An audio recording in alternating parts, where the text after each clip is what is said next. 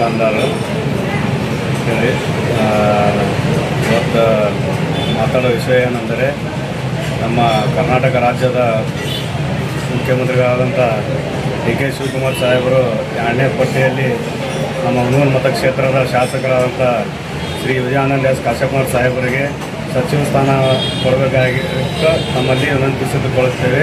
ಯಾಕೆ ಕೊಡಬೇಕಂತಂದರೆ ಅವರಲ್ಲಿ ಇರೋಂಥ ಉತ್ಸವ, ಯುವಕರು ಇದ್ದಾರೆ ಹಾಗೂ ನಮ್ಮ ಹುಣಸೂರು ತಾಲೂಕು ಅಭಿವೃದ್ಧಿ ಆಗಲಿ, ಬಾಗಲಕೋಟೆ ಜಿಲ್ಲಾ ಅಭಿವೃದ್ಧಿಗಾಗಲಿ ಹಾಗೂ ಕರ್ನಾಟಕ ರಾಜ್ಯಾದ್ಯಂತ ಅಭಿವೃದ್ಧಿ ಮಾಡುತ್ತಾರೆ.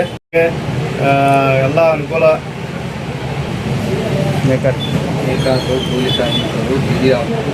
ನೇಕಾರರಿಗೆ ಹಾಗೂ ಕೂಲಿ ಕಾರ್ಮಿಕರಿಗೆ ಹಾಗೂ ರೈತರಿಗೆ ಎಲ್ಲ ಸರ್ವ ಜನಾಂಗದ ಒಗ್ಗಟ್ಟಿಗೆ ಅವರು ಬಲವನ್ನು ಕೊಡುತ್ತಾರೆ, ಜೋಡಿಸ್ತಾರೆ ಅಂತ ವಿಶ್ವಾಸ ಇದೆ.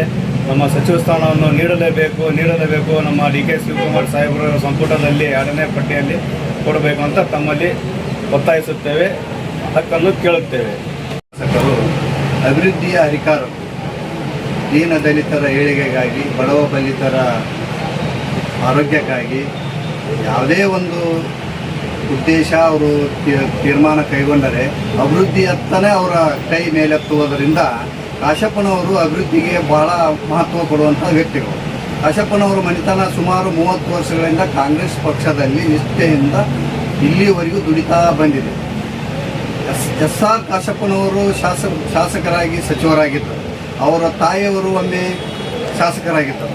ನಂತರ ನಮ್ಮ ವಿಜಯಾನಂದ ಕಾಶಪ್ಪನವರು 2 ಬಾರಿ ಶಾಸಕರಾಗಿ ಪಕ್ಷಕ್ಕಾಗಿ ಮತ್ತು ತಾಲೂಕಿಗಾಗಿ ನಿಷ್ಠೆಯಿಂದ ಹಗಲು ಎನ್ನದೇ ದುಡಿತಾ ಇರುವಂಥ ವ್ಯಕ್ತಿ.